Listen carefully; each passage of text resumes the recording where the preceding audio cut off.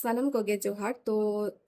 salam koge chet leka menak peya asa in sanam horge bhage menak peya to tehin do jahan UGC Act jahan chalak kana to ona act idi kate in apen lay sodora peya to noa act do chet kana ar abuak chet fayda hui kan tabona noa act madhyam te to cholo tobe noa act idi kate in meta pege ar sanam koge anjom labun pe je noa act do chet kana to prothom ren meta pege je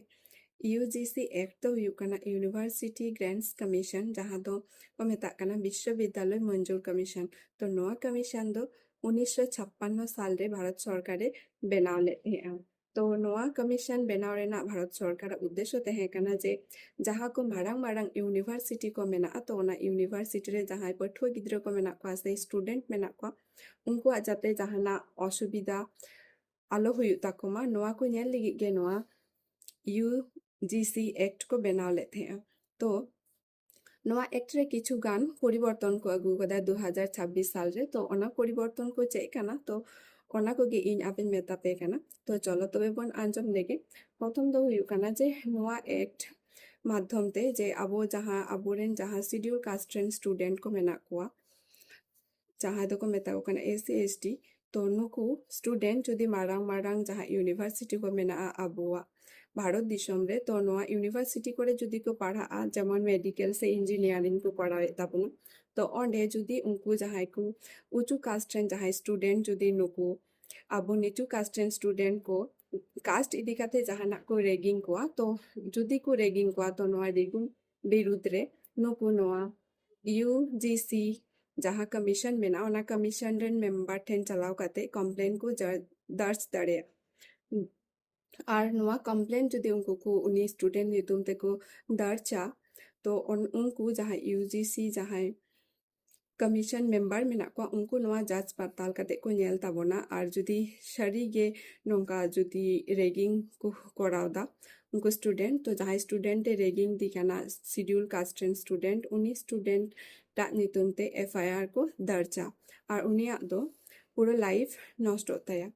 तो नोआ bill माध्यम ते नोआ changes को अगू कदा और second तो हुई कना होचे और नोआ कमीशन रे जहां मेंबर को मेना को नुको मेंबर दो नेतो दो शेड्यूल कास्ट एंड मेंबर गे को तहन कना तो नोआ को चेंज को अगू कदा जे एटा कास्ट एंड मेंबर जुदी को तहना जे शेड्यूल कास्ट एंड जहां स्टूडेंट को मेना को उनको स्टूडेंट तो होयतो बांग को सपोर्ट दड़े को तो ओना खातिर ते नोआ रेन मेंबर हो जहां दो UGC जहां एक्ट नोआरेन मेंबर जतम नेतो दो शेड्यूल कास्ट एंड हर कोगे मेना को ताबुना तो नोआ गे चेंज को अगू कदा तो नोआ एक्ट इदी काते जहां जनरल कास्ट एंड जहां ब्राह्मण को मेना को नुकु नोआ एक्ट बंद लिगिते को पूरा मुडो हाकादा और नोंका गे आंदोलन को जारी हाकादा जाते नोआ एक्ट को बंद होयमा और नोआ एक्ट जुदी बंद तो आबो सुजुग सुविधा कम आबो दो होयतो अडी हरगे बांगबन बाडाया तो नोआ वीडियो माध्यम ते आपे बाड़ाय दाड़ेदा जनरल कास्ट से जहां दो अपना ब्राह्मण तो नुकु कास्ट एंड हर नोआ एक्ट बंद लिगिते को आंदोलन को करावे जाते नोआ एक्ट को बंद होयमा उनको वक्तव्य कांतो काजे आकु जुदी जहां को रेगिंग को तो उनको अकय ठेन को कमप्लेना तो ओना खातिर नोआ एक्ट बंद रेना को कुरुमुटु कदा जेहेतु ओना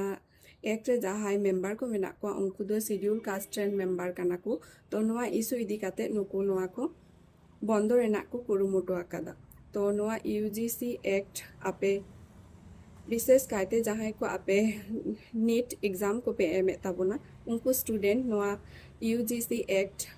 सम्बन्धते बाड़ाय लगती कान तापे तो और इना नोआ वीडियो चेक पे बुझ इदा और जुदी भागे पे बुझा नोआ इना इनफॉरमेशन वीडियो तो इन कमेंट करते बाड़ाय होचन पे और अकय को नोआ UGC एक्ट बांग पे बाड़ायते इन कमेंट करते बाड़ाय होचन पे तो ठीक आछे नापा हबन परेर वीडियो रे।